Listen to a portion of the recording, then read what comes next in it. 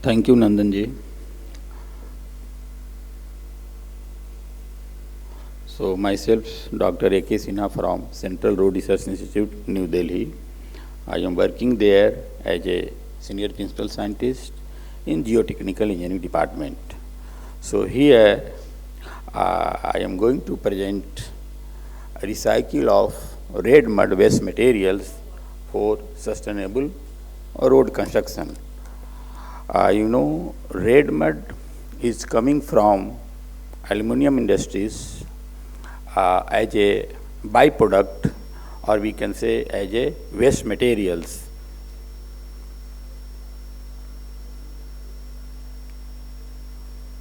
So,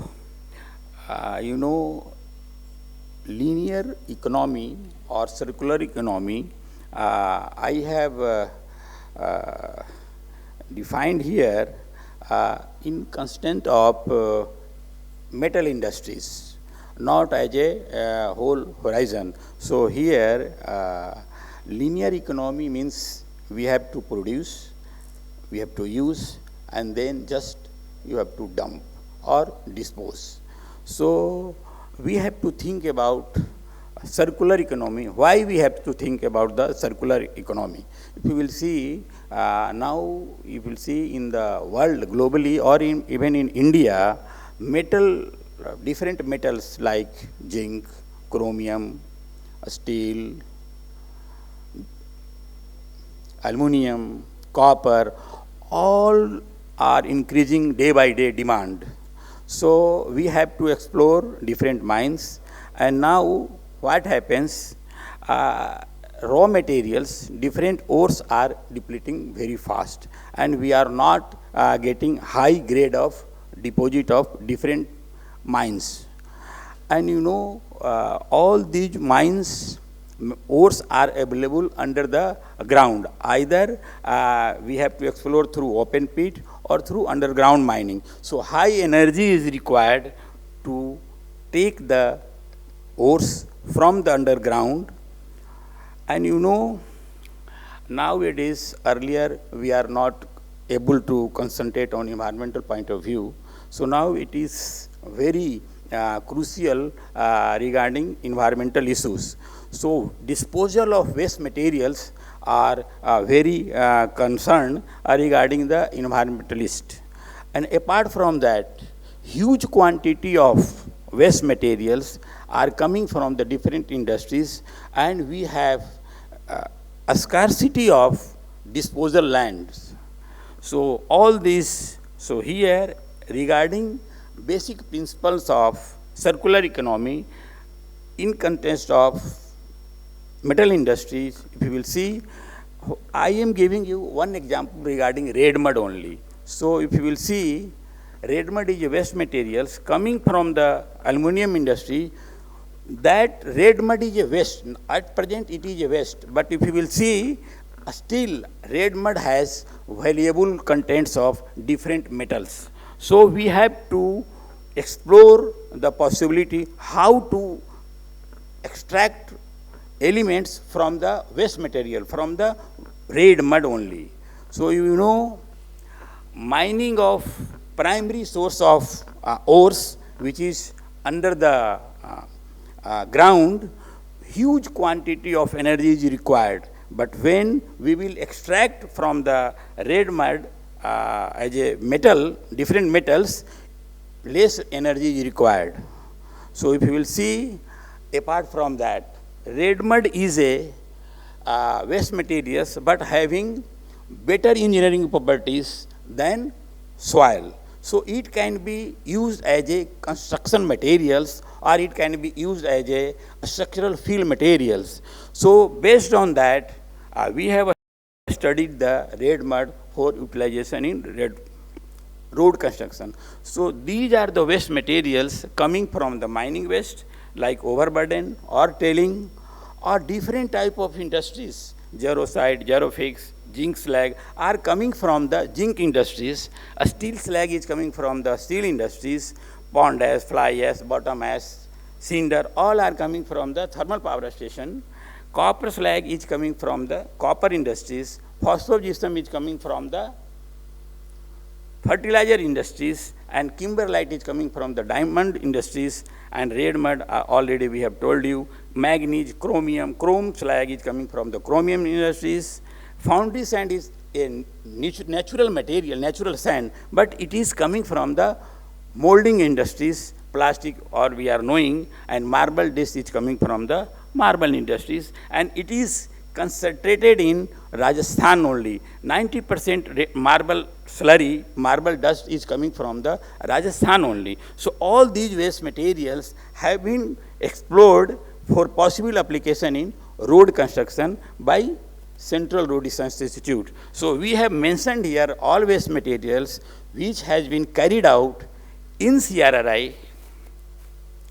So regarding red mud application, you see, any waste materials when we are going to use in the construction of road, it takes around 5 to 6 years. So in that first phase, we have to explore the engineering properties of that. In the first phase, we have studied in the laboratory. In the second phase, we have studied in the field in actual condition.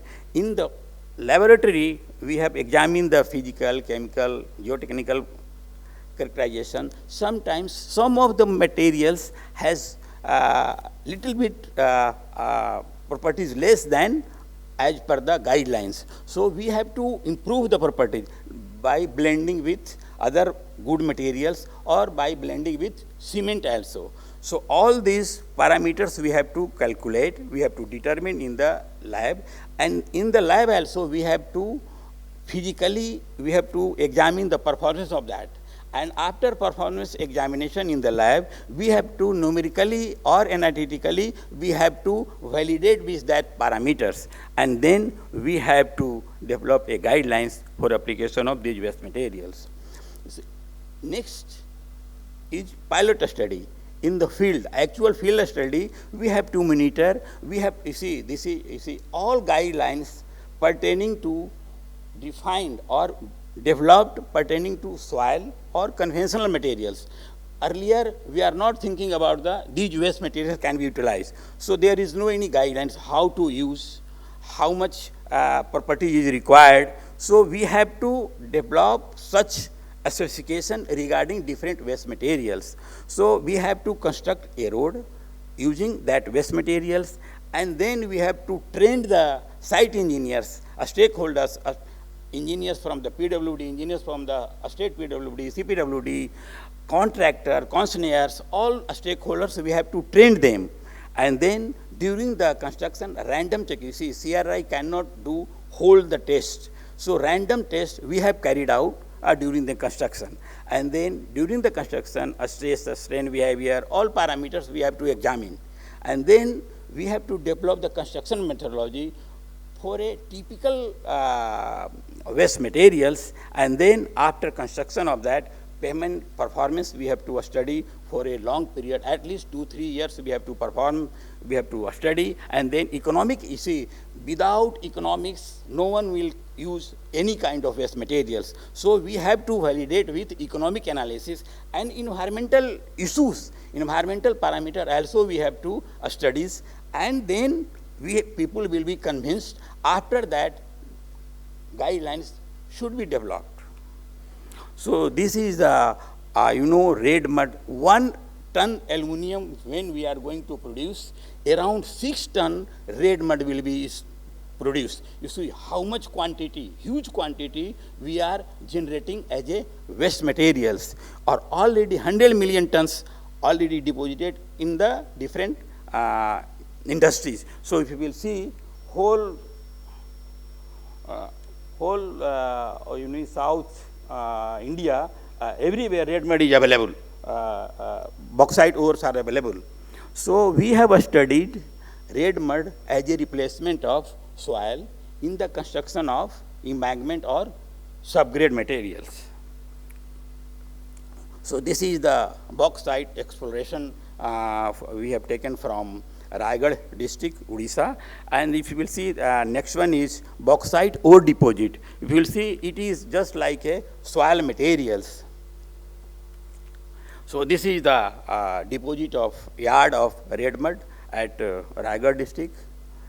And this study was sponsored by Birla Industries as well as Vedanta Resources, and jointly CSIR CRRI, CSIR IMTT, NHEI, HG Infra Consultant was involved to study these waste materials in actual condition as well as in the lab also.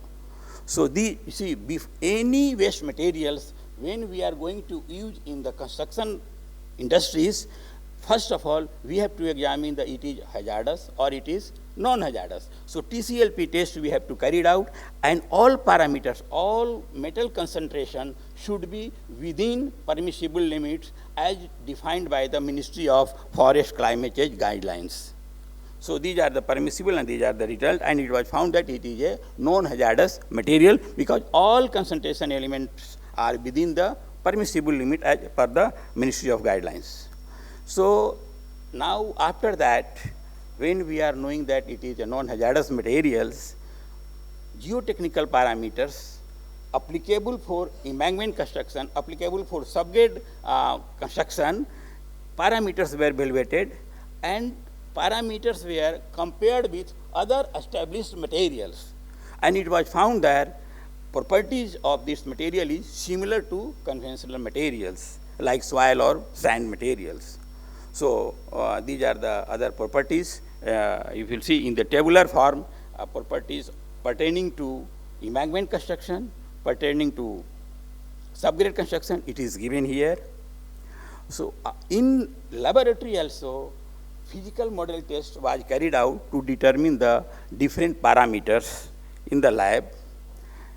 Another view of the another parameter CBR was determined by DCPT test, and then after getting all parameters, stability analysis of embankment was carried out in different condition, in seismic condition or as well as static condition, and it was found that factor of safety under seismic, under earthquake condition and static condition within the permissible limit. We are getting factor of safety more than 1, which is required as per the IRC 75 guidelines. So in the field, 3 sections were laid down. One section was control section, where all parameters, embankment, subgrade, all these parameters were constructed by using soil and aggregate. In second section, embankment was constructed with red mud and mixed with fly ash, and another one subgrade was constructed by red mud, which is indicated by the red ink. So details of project was in the plant, Rayagada district, red mud was taken. Site was Koraput, Odisha, and this site belongs to Raipur-Visakhapatnam Economic Corridor, which is National Highway 130. So this is the location of industries as well as site. And you know, at 290 Chanes, there is a flyovers. Because we are using first time as a pilot study, so in main line it was not permissible. So in the loop line, 3 sections were laid down. So in the green section, if you will see, in the green section loop line, in the green section, this section, 3 sections were laid down. So these are the details of the experiment. And this is the existing ground where construction was carried out. Another view of that at initial stage. And this is the construction progress using red mud.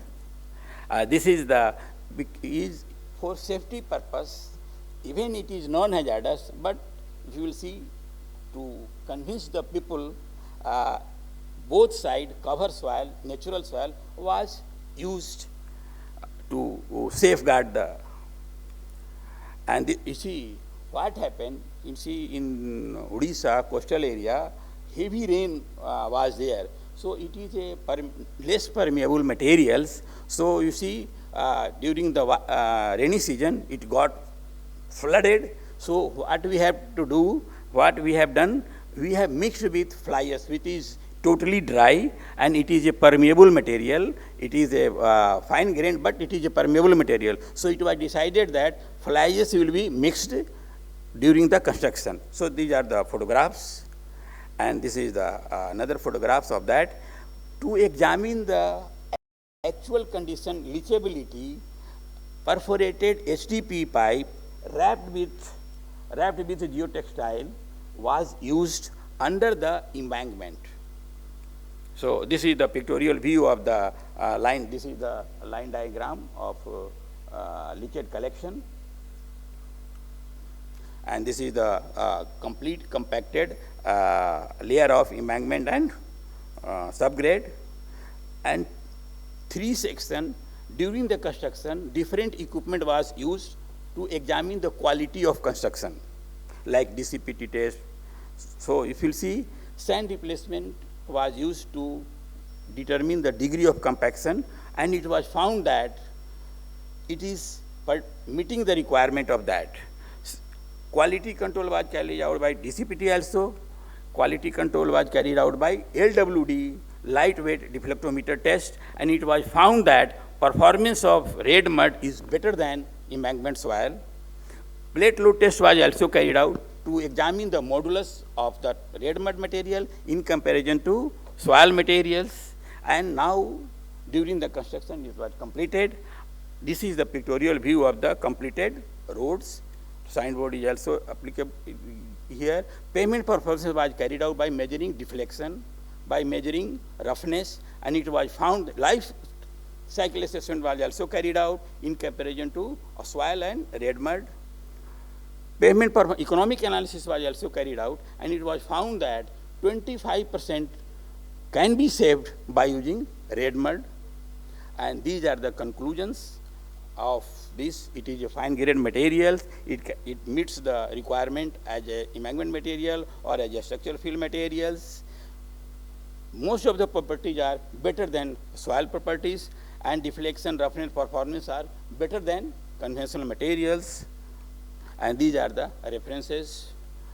From this, we can say thank you all for hearing me.